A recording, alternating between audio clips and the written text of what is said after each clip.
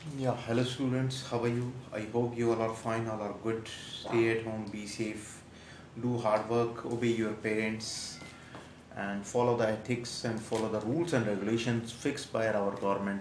Okay, students?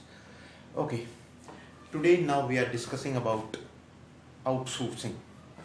Outsourcing क्या होता है कि हम दूसरों से काम करवा लें कि कोई भी कंपनी है, जैसे फॉरेन की कंपनियां हैं, फॉरेन की कंपनियां अपने काम को आउटसोर्सिंग कराती हैं, यानी कि उनको लेबर कॉस्ट सस्ती पड़ती है और उसके बाद उनको लेबर कॉस्ट अगर सस्ती पड़ेगी तो उससे क्या होगा, उनको प्रॉफिट ज़्यादा होगा, बेनिफिट ज़्यादा रहेगा, और लेबर कॉस्ट ज़्यादा रहेगी तो उनको प्रॉफिट कम होगा। इसलिए वो क्या करती हैं, आउटसोर्सिंग करा लेती हैं, यानी कि अपना काम, जैसे कि मान लीजिए फ़ॉरेन से कोई भी कॉल सेंटर खोलना है, इंडिया में स्टैब्लिश करना है, फ़ॉरेन वालों ने, यूएसए ने इंडिया के अंदर कोई कॉल सेंटर स्टैब्लिश करना है, यहाँ पे स्टैब्लिश करेंगे, यहाँ के जो भी एम्प्लॉयमेंट हैं, जहाँ पे एम्प्लॉय हैं उनको हायर करेंगे, उनको काम देंगे, और वही काम अगर वो अपनी कंट्री में करते हैं तो उनको कॉस्टली पड़ेगा, उससे क्या होगा, उनका प्रॉफिट कम हो जाएगा। इससे बेटर है वो फॉरेन कंट्री वाले लोग इंडिया में बहुत सारे कॉल सेंटर खोलते हैं और उनका जो प्रोडक्ट है वो हम फॉरेन वाले को सेल करते हैं। जैसे फ़ॉरेन की कॉलिंग लेते हैं हम, जैसे इंटरनेशनल कॉल सेंटर होते हैं हमारे, यानी कि फ़ॉरेन में जितनी भी जगह हैं उनको हम कॉल करते हैं किसी भी प्रोडक्ट के लिए, और वो प्रोडक्ट भी फ़ॉरेन वालों का ही होता है, दूसरे देश का ही प्रोडक्ट रहेगा, उस प्रोडक्ट को हम सेल आउट करते हैं फ़ॉरेन की कंपनी के लिए। That is called outsourcing. आज आउटसोर्सिंग के बारे में डिस्कस करते हैं।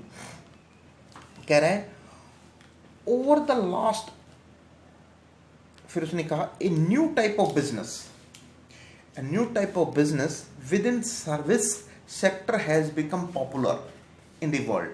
It is called the business processing outsourcing. Business process outsourcing, BPO. यानी कि BPO refers to getting a business task accomplished through an outside. यानी कि हम कोई भी अपना बिजनेस, कोई भी काम दूसरों से करवा देते हैं। जैसे उसने क्या कहा, BPO refers to getting a business task accomplish through an outside, यानी कि बाहर वालों से, यानी कि अगर फॉरेन कंट्री वाली कंपनी है तो वो इंडिया वालों से अपना काम करवाती हैं, अपने प्रोडक्ट को सेल करती हैं अपनी कंट्री में। यानी कि यूएसए का अगर कॉल सेंटर है, यूएसए की कंपनी है, तो वो क्या करेगी, यूएसए की कंपनी फॉरेन की कंपनी का प्रोडक्ट है और फॉरेन में ही बेचना है, लेकिन जो सेलिंग है, मार्केटिंग है, सेल करने का जो तरीका है वो कैसे अपनाते हैं, यानी कि बाहर वालों से आउटसोर्सिंग करा लो, बाहर वालों से काम करवा लो, उससे उनकी लेबर कॉस्ट सस्ती पड़ेगी और उनका प्रॉफिट ज़्यादा से ज़्यादा बढ़ जाएगा। That is called outsourcing.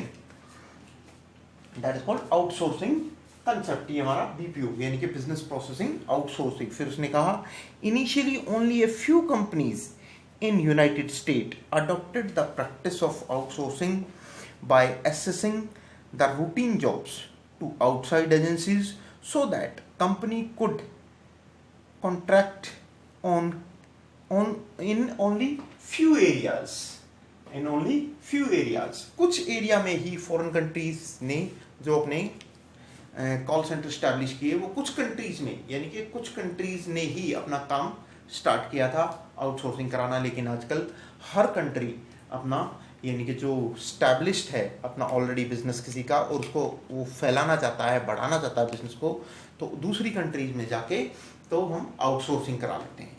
फिर उसने कहा later on it become popular in other countries also, दूसरी कंट्रीज में भी ये धीरे धीरे पॉपुलर होने लग गया। Earlier companies used to hire कर लेती हैं किसको, outside agencies to perform task which used to come up occasionally. जैसे हम ओकेजनली भी हम अपने प्रोडक्ट को सेल आउट कर सकते हैं। जैसे क्रिसमस आती है, क्रिसमस के टाइम पे हम अपना प्रोडक्ट, अगर हमें फॉरेन कंट्री का कल्चर है हमारा, तो जैसे हमारा पश्चिमी का कल्चर है, हमारा कल्चर नहीं है, तो वो क्या करेंगे, वो हमारा अपना प्रोडक्ट को सेल करने के लिए क्या करेंगे, इंडिया के अंदर अपने एजेंसी स्टैब्लिश कर देंगे और उनसे आउटसोर्सिंग करा लेंगे, उनसे काम करवाएंगे और अपने प्रोडक्ट को सेल आउट करेंगे। फिर उसने कहा, फिर नेक्स्ट पॉइंट, फिर उसने कहा nature and features of BPO, business processing outsources के नेचर क्या हैं, फीचर्स क्या हैं, या हम कह सकते हैं इसके कैरेक्टरिस्टिक्स कौन कौन से हैं, इसके हमारे कैरेक्टरिस्टिक्स कौन कौन से हैं, नेचर फीचर या कैरेक्टरिस्टिक्स कौन कौन से हैं हमारे, वो देखते हैं हम लोग। Nature feature of BPO, business processing outsources के नेचर क्या है, फीचर्स क्या है। Number 1, BPO involves contracting out यानी कि जो बीपीओ है, बिजनेस प्रोसेसिंग आउटसोर्सेज क्या है, वो एज ए कॉन्ट्रैक्ट हम काम करते हैं किसी से, जैसे इतने साल में कितनी मार्केटिंग करनी है, कितनी कॉलिंग करनी है और कितने लोगों तक हमारे प्रोडक्ट को सेल आउट किया गया। BPO involves contracting out. फिर उसने कहा outsourcing means to source out what you have been doing in house. For example, most of the companies were appointing their own security guards for protection and safety of their own safety, but how many they have outside agencies to perform these activities for their organizations on contractual basis। यानी कि अगर हमें किसी भी company की अगर मान लीजिए एज ए सिक्योरिटी हमें काम करना है, जैसे फॉर एग्जांपल हमें कोई भी फॉरेन कंट्री की कोई सिक्योरिटी का काम करना है, जैसे कोई ऐसे डॉक्यूमेंट्स हैं जो छुपा के रखे गए हैं, ऐसा काम किया गया है जिसमें हम किसी और की इन्वॉल्वमेंट नहीं चाहते और हमारे इसको डॉक्यूमेंट को चुरा ना सके, तो इस तरह का भी काम आउटसोर्सिंग के द्वारा कराया जा सकता है। जैसे एज ए सिक्योरिटी का काम कि कैमरे लगा दिए गए हैं चारों तरफ, उसकी सिक्योरिटी, किसी भी प्रोडक्ट की या किसी भी चीज़ की सिक्योरिटी करना, और हम आउटसोर्सिंग करा सकते हैं उसको। अगर वो अपनी कंट्री में ही आउटसोर्सिंग काम करवाएंगे तो उनको लेबर कॉस्ट ज़्यादा नहीं पड़ेगी। वही काम अगर वो जहाँ पे डेवलपिंग कंट्री हैं, जैसे इंडिया है, पाकिस्तान है और श्रीलंका है, बांग्लादेश है, नेपाल है, इनसे अगर वो काम करवाते हैं तो उनको लेबर कॉस्ट सस्ती पड़ेगी और उनको काम भी उनका चल जाएगा। That is called BPO involves contracting out. Number 2, generally non-core business activities are outsourced. Example, security services. वही मैंने आपको बताया है। Generally non-core business, जैसे इसने क्या कहा, organization prefer initially to outsource non-core activities. Example, security services, और उसके बाद like for a school educating students in a core activity is a core activity, whereas running a canteen, uniform counter etc. are non core activities. ये कौन सी होती है, non core activities कहलाती हैं। They prefer to outsource canteen, book shop, uniform countries etcetera. Uniform counters, जैसे कोई भी cell counter है, जैसे हम किसी भी प्रोडक्ट को सेल आउट करना चाहते हैं, अपनी बुक्स को सेल आउट करना चाहते हैं, उसके लिए हम क्या कर लें, दूसरों से काम करवा लें, आउटसोर्सिंग करवा लें। वो कैसे होती है, कॉल करना, सीधी सी बात है, कॉलिंग करना। यानी कि अगर हम किसी भी प्रोडक्ट को सेल करना चाहते हैं तो उस काउंटर का नाम लेके, यानी कि काउंटर का मीनिंग आप किसी भी शॉप का, जैसे शॉप की ऐड करना चाहते हैं, उसका प्रोडक्ट को सेल करना चाहते हैं घर बैठे बैठे, तो उसको कॉलिंग करते रहिए कि हमारी ये नई बुक आई है, ये नया प्रोडक्ट आया है, उसको सेल आउट करते रहिए। That is called outsourcing. फिर उसने कहा most of the business firm are opting for outsourcing following types of services. ये सर्विसेज इस तरह की जो भी मोस्ट ऑफ द बिजनेस जो आउटसोर्सिंग करना चाहते हैं, आउटसोर्सिंग अपनाना चाहते हैं, वो कौन कौन से हैं। आउटसोर्सिंग अगर वो अपनाना चाहते हैं वो ज़्यादातर कौन कौन से हैं, ABCD, इन चारों के बारे में हम डिस्कस करते हैं। फाइनेंशियल सर्विसेज, अगर हम फाइनेंशियल कोई भी एडवाइजिंग है या फाइनेंशियली हम किसी को लोन देना चाहते हैं, कोई एडवाइस करना चाहते हैं, तो इस तरह की चीज़ हम क्या कर सकते हैं, आउटसोर्सिंग करवा सकते हैं, दूसरों से काम करवा सकते हैं और अपने कंपनी के बारे में दूसरों को एक्सप्लेन कर सकते हैं। फिर उसने क्या कहा, उसने कहा जैसे फाइनेंशियल सर्विसेज, दूसरा एडवर्टाइजिंग सर्विसेज। अब कितनी सारी एडवर्टाइजिंग की सर्विसेज हैं, एडवर्टाइजिंग की कंपनीज हैं, आप देखते हैं। नंबर 2 हमारा है एडवर्टाइजिंग सर्विसेज।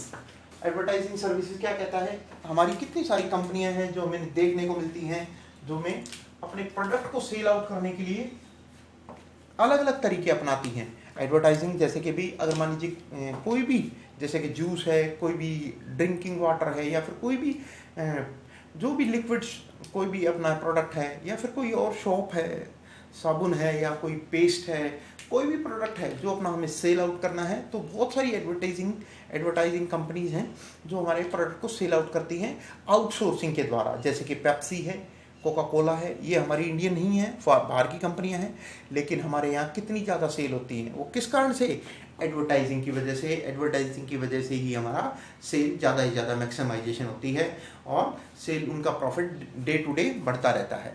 तो उसके लिए वो क्या करवाते हैं, आउटसोर्सिंग करवाते हैं, यानी कि अपने प्रोडक्ट के बारे में बाहर एजेंसी खोल दी या आउटलेट खोल दिए और उसको सेल करते रहते हैं, दैट इज कॉल्ड आउटसोर्सिंग करवाना। Number 3 courier services.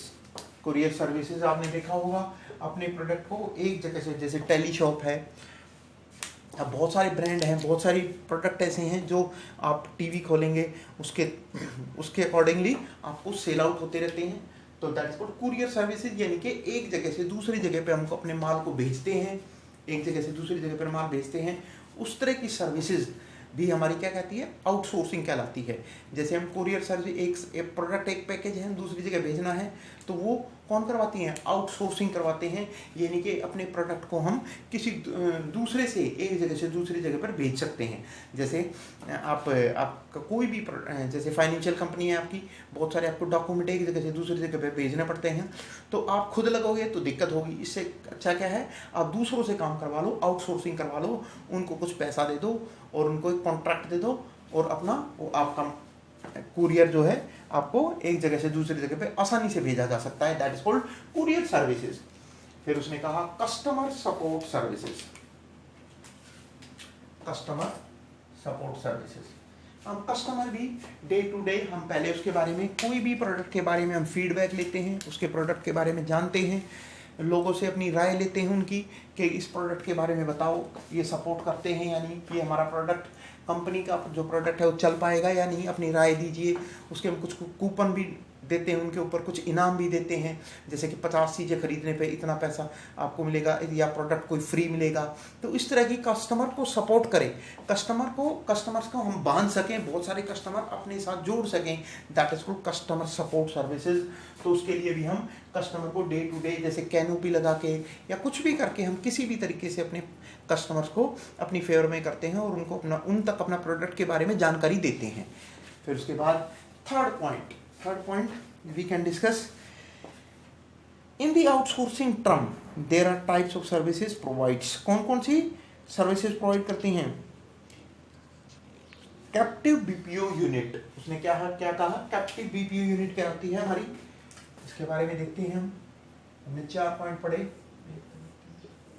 फिर इसके बाद कैप्टिव बीपीओ सर्विसेज, इसके बारे में क्या कहा उसने, which provide services of a given kind to only one firm example जैसे general electric in the largest captive BPO unit in the India for providing certain kinds of services to the parent company in the US। जैसे कोई भी electric company है, जैसे कि general electric company है, कोई भी कंपनी है, जैसे एक प्रोडक्ट के बहुत सारे, एक ही है लेकिन उसकी यूनिट्स बहुत सारी होती हैं, एक ही यूनिट है, उसकी अलग अलग ब्रांचेज हैं, अलग अलग यूनिट्स लगी होती हैं, एक ही प्रोडक्ट, एक ही कंपनी के अंदर हमारी बहुत सारी यूनिट्स लगी हैं जो प्रोडक्शन भी करती हैं और सेल आउट भी करती हैं।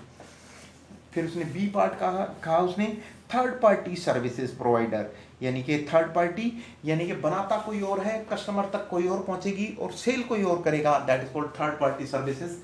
उसने कहा third party service providers are specialised in some processes, these can be of 2 types. 2 type के होते हैं ये, जैसे नंबर 1 हॉरिजॉन्टल्स और वर्टिकल। हॉरिजॉन्टल क्या होते हैं देखते हैं, persons or firms which provide their services to a wide base of clients, cutting across industries, providing assistance in all types of businesses. यानी कि एक ही लेवल की सर्विसेज, जैसे एक ही मैनेजर लेवल पे, जैसे खूब सारे मैनेजर हैं तो सारे मैनेजर टू मैनेजर कोई भी बात हमें पहुंचानी है। उसने क्या कहा, फिर देखते हैं, their services to wide base on client cutting across the industries. यानी कि हम बहुत सारी चीज़ों को हम जो हॉरिजॉन्टली जैसे कि कोई भी कंपनियां हैं, मीडिएटर्स को अगर हम हटा के हम डायरेक्टली अप्रोच करते हैं, किसको, कस्टमर को अप्रोच करते हैं, तो क्या कहलाता है, हमारा थर्ड पार्टी सर्विसेज कहलाता है। फिर verticals, they may specialized in one और two industries and scale up to doing a number of processes from non-core to core, for example providing IT and financial consultancies only। इसके बाद देखते हैं इसके कुछ फायदे हैं, कुछ इसके नुकसान हैं। आज हम देखते हैं फायदे के बारे में। पहले देखेंगे हम लोग एडवर्टाइजिंग और need for business processes outsourcing. इसके फायदे क्या क्या है। नंबर 1,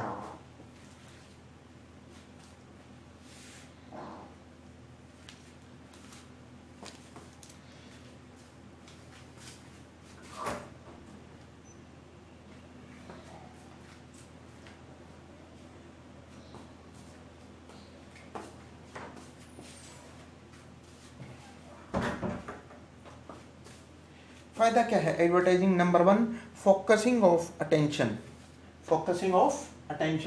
यानी कि अटेंशन ज़्यादा ध्यान से उसको सुनते हैं, ज़्यादा ध्यान दिया जाता है, किसके द्वारा, आउटसोर्सिंग के द्वारा। वो क्या है वो देखते हैं। उसने कहा by outsourcing the routine task the companies can concentrate on more crucial matters. For example, by outsourcing the sales promotion function to an advertising agency, the company can concentrate on maintaining quality and on increasing the production capacity. यानी कि उसने क्या कहा, अगर हम outsourcing कराते हैं, अपने प्रोडक्ट को दूसरे से सेल करवाते हैं और अपने प्रोडक्ट को दूसरी कंपनी से टाई अप करके अगर हम सेल करना आना चाहते हैं, तो उससे हमारा जो अटेंशन है, जो हमारी वर्किंग कैपेसिटी है, प्रोडक्शन की कैपेसिटी है, या फिर जो भी और हम ज़्यादा से ज़्यादा प्रोडक्शन कर पाएँ, उसके लिए क्या तरीका है, एक काम, सेल का काम किसको दे दो, आउटसोर्सिंग करा लो, दूसरी कंपनी से करा लो। That is called outsourcing. Focusing of attention, यानी कि हम ज़्यादा से ज़्यादा अटेंशन अपने डिज़ाइन पे, अपने प्रोडक्शन की कॉस्ट कम करने पे, या अपने प्रोडक्शन को बढ़ाने पे लगा सकते हैं। दैट इज़ कॉल्ड, इसका मतलब this is the benefit for our company. Number 1, focusing of attention. Number 2, उसने क्या कहा, रिड्यूसिंग इन कॉस्ट। अगर हम रिड्यूसिंग इन कॉस्ट को भी कम कर पाएंगे हम, अगर मान लीजिए हमारा कोई भी सेल करने की जो हमारा प्रोसेस है, अगर मान लीजिए हम कोई भी प्रोडक्ट को सेल करना चाहते हैं और उस प्रोडक्ट को सेल करने का जो तरीका है, अगर फॉरेन की कंपनी उस प्रोडक्ट को सेल करने की कोशिश करेंगी तो उसकी सेल्स की कॉस्ट बहुत ज़्यादा बढ़ जाएगी, एडवर्टीजमेंट की कॉस्ट बहुत ज़्यादा बढ़ जाएगी, उससे क्या उनको नुकसान होना स्टार्ट हो जाएगा। उसका तरीका क्या है, जो काम उनके वहाँ $1 में होता है, वहाँ वो यही काम यहाँ पे हमारा आधे $1 से भी कम में काम उनका चल जाता है, जिससे उनकी ऐड भी हो जाती है, एडवर्टीजमेंट हो जाती है और प्रोडक्ट को सेल करने का आसान तरीका भी मिल जाता है। और वही कॉलिंग हम एक से ज़्यादा बार भी हम कॉलिंग कर सकते हैं किसी भी प्रोडक्ट को, किसी भी ग्राहक को प्रोडक्ट के बारे में सेल आउट करने के लिए हम अपनी बात बता सकते हैं। उससे क्या होगा, उनकी कॉस्ट कम हो जाएगी। इसके बारे में देखते हैं। Reduction in cost, the outsourcing agencies perform the task for different companies, so client companies get benefit of economies of scale. Generally they save 10 to 20% cost.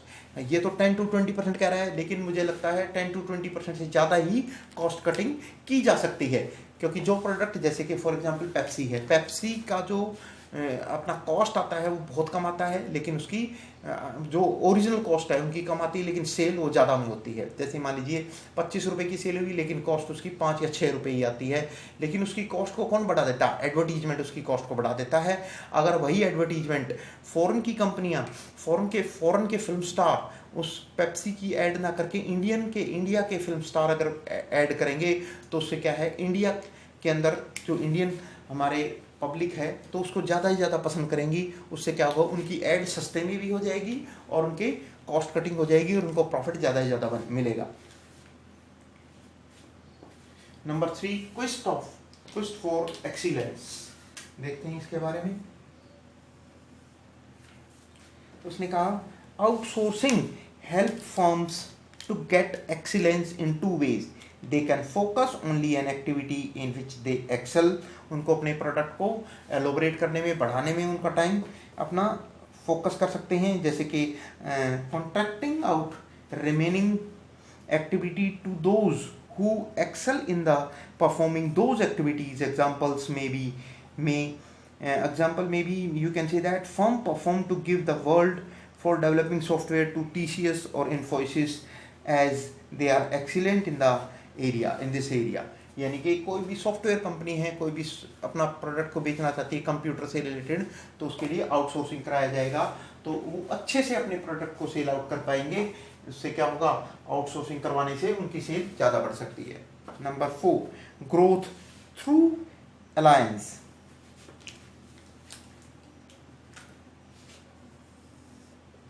हाँ जी, number 4,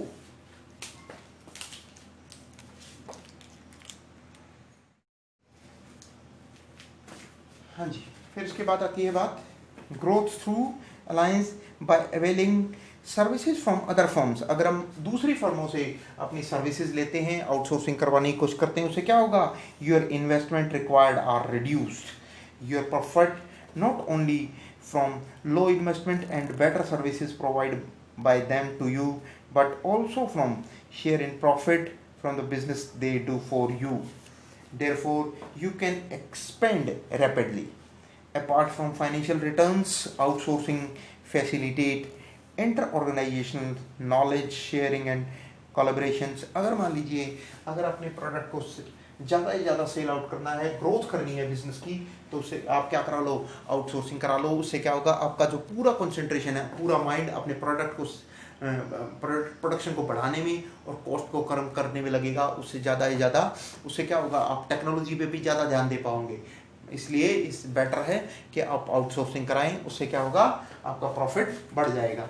number 5, economic growth and development. Now last point we can see that economic growth and development.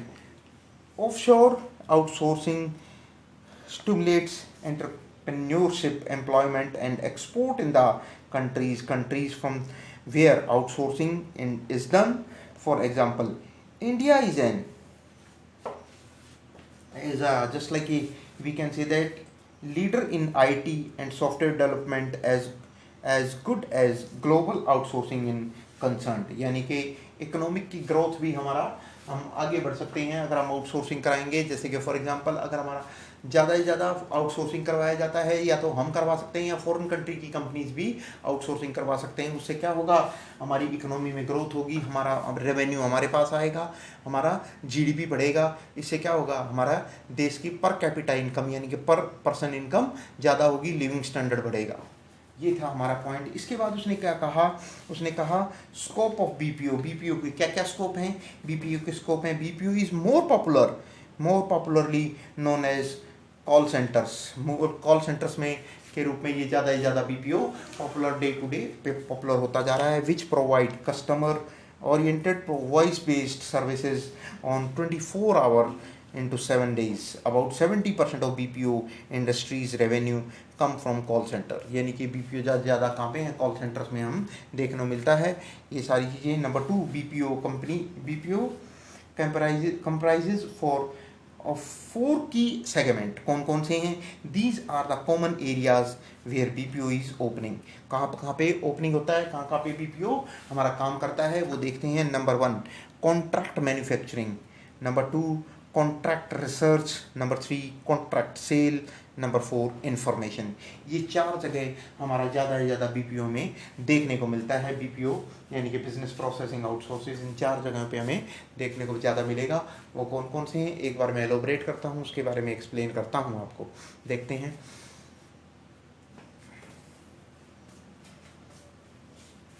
हाँ जी, फिर इसने कहा contract manufacturing, अगर हम किसी manufacturing unit में भी लगे हुए हैं तो वहाँ पे भी हमारा बीपीओ देखने को मिलता है।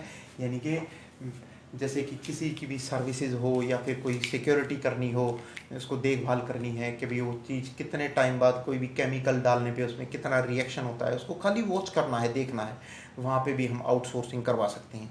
क्योंकि अपनी लेबर, अपने एम्प्लॉय हायर करके हम भेजेंगे तो हमारी कॉस्ट बढ़ जाएगी, एम्प्लॉय को ज़्यादा सैलरी देनी पड़ेगी, उससे बेटर है आप आउटसोर्सिंग करवा लो। Number 2, contract research. रिसर्च के बारे में भी हम कर सकते हैं कि भी किसी भी प्रोडक्ट की रिसर्च करनी है कि ये कितना काम करेगी और कितनी लेवल तक रहेगा इसका। जैसे कि हम कोई भी, जैसे कि आपका लिक्विड है, कोई भी लिक्विड अगर हम लॉन्च करते हैं, जैसे कि भाई हम अपना वाटर लॉन्च करते हैं या कोई भी कोल्ड ड्रिंक लॉन्च करते हैं, उसके ऊपर रिसर्च की जाती है कि भाई कितने टाइम तक ये ख़राब नहीं होगी। उसके लिए अपॉइंट किया जाता है रिसर्च डिपार्टमेंट को कि ये देखें इसमें केमिकल डालने पे या कि कोई भी ड्रिंक डालने पे या कोई भी प्रोडक्ट डालने के पर इसे कितने दिन टाइम तक ये प्रोडक्ट ख़राब नहीं होता। उसके लिए that is called research development, research के हमारे डिपार्टमेंट्स होते हैं। उसके लिए भी, उसमें भी हमारा बेनिफिट देखने को मिलता है हमें, क्योंकि उससे हमें सस्ता पड़ता है। अगर हम इंडिया आउटसोर्सिंग कराएगा तो किससे करा लेगा? पाकिस्तान से करा लो, नेपाल से करा लो, या फिर आप किससे करा लो? श्रीलंका से करा लो। जो कंट्री हमारी, जिसमें हमारी करेंसी ज़्यादा महंगी बिकती है, वहाँ पे आउटसोर्सिंग करा लेते हैं और उनसे हम सस्ते में हम अपना काम करवा सकते हैं। फिर उसने कहा कॉन्ट्रैक्ट सेल, यानी कि हम अपने प्रोडक्ट को सेल कर सकते हैं, ज़्यादा से ज़्यादा सेल बढ़ा सकते हैं। कैसे? आउटसोर्सिंग करवा के हम उनसे कॉन्टैक्ट कर सकते हैं कि कितने क्लाइंट को आप सेल कर देंगे और हमारी सेल कितने दिन में बढ़ जाएगी, हर साल कितनी % सेल बढ़ेगी, ये सारी बातें हमारी। फिर इंफॉर्मेटिक्स, कोई भी इंफॉर्मेशन देना हो, अगर हमारी कोई इन्फॉर्मेशन चाहिए हमें किसी भी के बारे में भी, वो हमें बार बार इन्फॉर्मेशन देते रहते हैं। जैसे कि नए नए सॉफ्टवेयर आए हैं तो नए नए सॉफ्टवेयर के बारे में हमें बताते रहते हैं, तो वो फॉरेन कंट्री की आउटसोर्सिंग करते रहते हैं। नेक्स्ट आएगा knowledge process outsourcing, KPO, knowledge process outsourcing. इसके बारे में एक बार रीड कर लेते हैं, देख लेते हैं इसने क्या कहा। Knowledge process outsourcing, in KPO business firms get knowledge related and information related work done from an outside firm. This involves high value work carried by highly skilled staff, यानी कि इसमें हाईली स्किल्ड स्टाफ होना चाहिए, यानी कि आपको ज़्यादा से ज़्यादा अच्छे से काम आना चाहिए, तभी ये KPO कामयाब होता है। उसके बाद से कहा in addition to providing expertise and consultancy services often take many low level decisions also. इसके फीचर्स क्या क्या हैं, इसके कैरेक्टरिस्टिक क्या क्या हैं, वो हम देखते हैं। Number 1, main difference between BPO and KPO is that KPO usually focused on knowledge intensive business process that required significant expertise, यानी कि जो हमारा इंसेंटिव बिजनेस प्रोसेस है, knowledge focused on knowledge in intensive business process that required significant expertise. अगर मान लीजिए हमें knowledge ज़्यादा है, जब भी हम KPO में काम कर सकते हैं। KPO के लिए आपको स्किल्ड होना पड़ेगा, आपको वो चीज़ परफेक्शन आनी चाहिए, तभी KPO सक्सेस हो सकता है, तभी KPO में काम किया जा सकता है। इसका फीचर है। Number 2, the main M of KPO is to create value for client by providing business expertise rather than process expertise. फिर उसने कहा common services include in KPO में कौन कौन सी सर्विसेज हैं वो देखते हैं हम।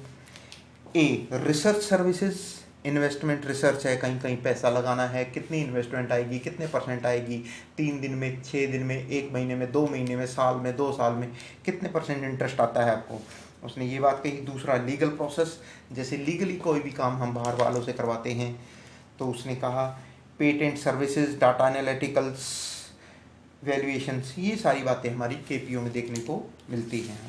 हमने किया था स्टार्टिंग में, हमने कुछ चीज़ें की थी, ई बिज़नेस क्या होता है और स्कोप ऑफ ई बिज़नेस का क्या क्या है, वो एक बार हम रिवाइज कर लेते हैं, उसके बारे में मैं आपको बता देता हूँ।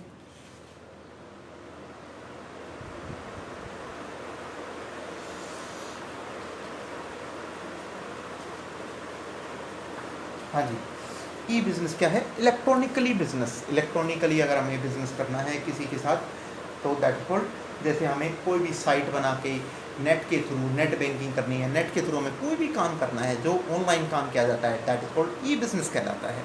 ई बिज़नेस में मैंने आपको बताया था business activities comprise of industry, commerce and trade. So e-commerce means conduct of industry, trade and commerce activities through commerce.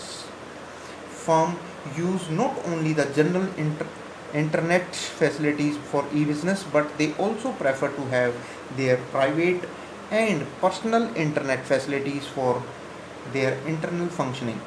Scope of E business, E business का स्कोप हमें कहाँ से कहाँ देखना पड़ता है, देख सकते हो आप। The E business includes carrying on planning, organizing, marketing, production etc. electronically through internet.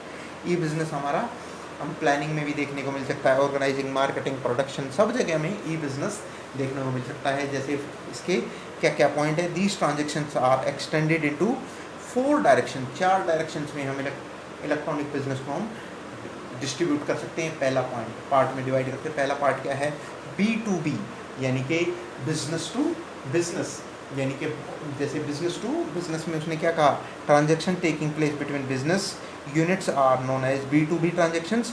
These transaction में involve creation of utilities, collaborations, commercial negotiations और इन्वेस्टिंग ट्रेंड।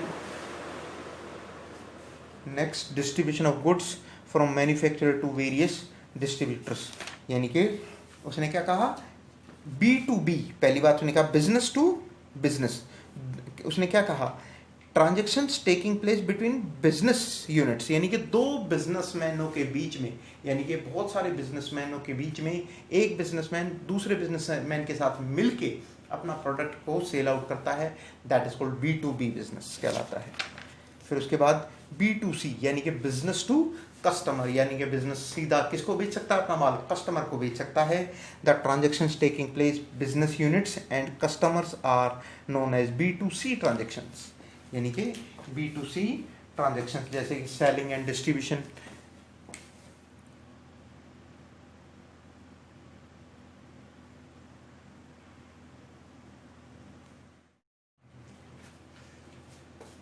हाँ जी, फिर उसने क्या कहा? B2C में उसने कहा the transaction taking place between business units and customers are known as B2C transactions. फिर उसने कहा B2C enables the businessman to remain in touch with his customers or round the clock basis. B2C also gives scope for C2B transactions also. फिर उसने कहा some promotion activities such as use of music, films to attract the customer are used in B2C segment. B2C transaction में involve selling and distribution, यानी कि अपना product को sell out करना, distribute करना। बहुत सारी, जैसे हमारी कौन सी होलसेल, रिटेलर, होलसेल से सीधा कहाँ पे जाए? रिटेलर। बहुत सारे रिटेलर्स को पहुँचाना भी हमारा क्या कहलाता है? B2C बिजनेस कहलाता है। After sale services, promotion and other marketing activities, ये सारी बातें हमारे B2C या बिजनेस टू कस्टमर, यानी कि बिजनेस से सीधा कस्टमर को बेचना B2C कहलाता है, सीधी सी बात है। C2C यानी कि कस्टमर टू कस्टमर, इसके अंदर क्या एग्जांपल लगेगा हमारा? मैं बता चुका हूँ। C2C में क्या एग्जांपल लगेगा?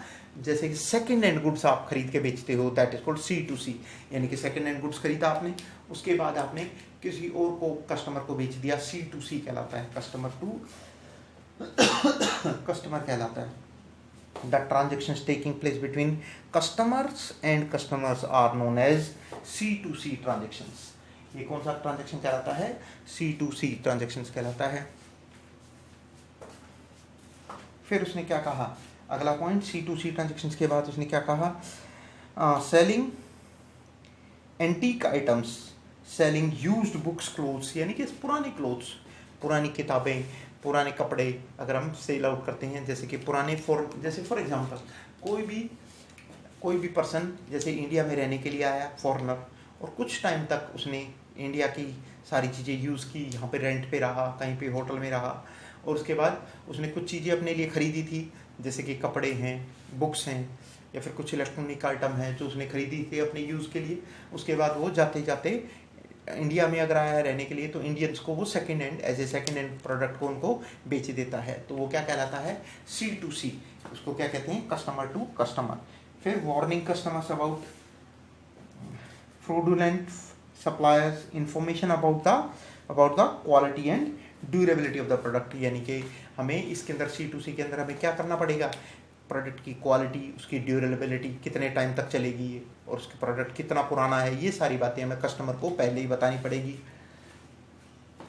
इसके बाद इंट्रा बी कॉमर्स, हमारा लास्ट पॉइंट आता है intra B commerce. Intra B commerce के बारे में देखते हैं हम लोग।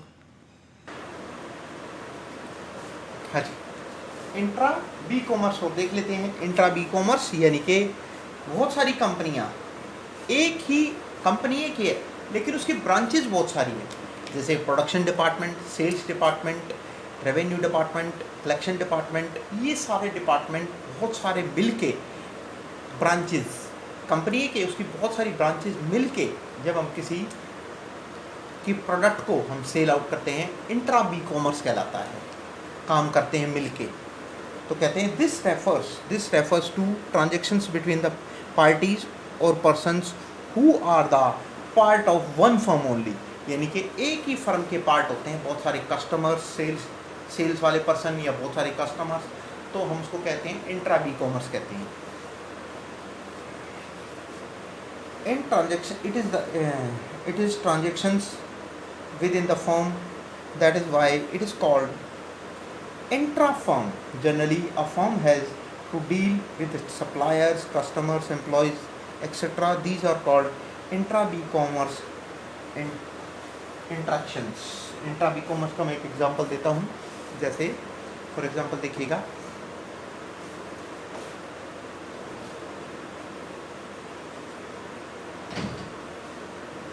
इंट्रा बी कॉमर्स में हम क्या देख सकते हैं, जैसे for example intra B commerce के हम अंदर हम ले सकते हैं, जैसे मान लीजिए कोई भी ऐसी कंपनी जो हमें मेंबर बनाने होते हैं, एक हमने 2 मेंबर बनाए, वो 2 मेंबर 4 को बनाएंगे, 4 16 को बनाएंगे, 16 32 को बनाएंगे, इस तरह मेंबर बनाते हैं हम कंपनियों के, एक से 2, 2 से 4, 4 से 8, उसको भी हम इंट्रा बी कॉमर्स में इंक्लूड करेंगे। That is called intra B commerce, यानी कि मिलके एक ही फर्म के बहुत सारे क्लाइंट, बहुत सारे कस्टमर्स मिलके किसी प्रोडक्ट को सेल करते हैं और उसको नॉलेज में देते हैं, कस्टमर की नॉलेज में देते हैं, उनको बताते हैं ये बात अपने प्रोडक्ट के बारे में। That is called intra B commerce कहलाता है। The intra B commerce transactions make it possible for firms to improve their speed and efficiency. For example, if marketing department wants to make some changes in the design of product on the basis of marketing research, they can immediately do so by contracting production department through intra B commerce transactions with no delay, and immediate actions can be taken by production department. Intra B transactions improves coordinations, faster decisions and speedier workflow. Intra B commerce also helps the firms to interact with their employees, recruitment and selection of employees, etc. They can send reports to office through email. Employees need not come to office, rather office goes to them. Intra B commerce transaction में involve, ये देखते हैं intra B commerce में हम किन चीज़ों को involvement करते हैं। मैं एक एक पॉइंट आपको एक्सप्लेन करता हूँ, इसके बारे में बताता हूँ। जैसे number 1, interaction between any 2 departments of one firm, यानी कि एक ही फर्म के 2 डिपार्टमेंट्स को आपस में इंट्रैक्शन करना, काम करना मिलके, that is called intra B commerce. Number 2, placing orders and giving instructions to suppliers, यानी कि प्लेसिंग ऑर्डर्स, कोई ऑर्डर देना सप्लायर्स को कि हमें किस तरह का प्रोडक्ट चाहिए, किस तरह की हम सेल करेंगे और हमें जो प्रोडक्शन करनी है वो किस तरह के प्रोडक्ट के ऊपर रिसर्च करनी है, हमें कैसा प्रोडक्ट चाहिए, हम सप्लायर्स के साथ डील करते हैं। That is called intra B commerce कहलाता है। Next point, C part, communication of important information in the whole organization. Whole organization के अंदर अगर हमें कोई बात कम्युनिकेट करनी है तो इंट्रा बी कॉमर्स के थ्रू हम अपनी बात को इंफॉर्मेशन दे सकते हैं पूरी ऑर्गेनाइजेशन को।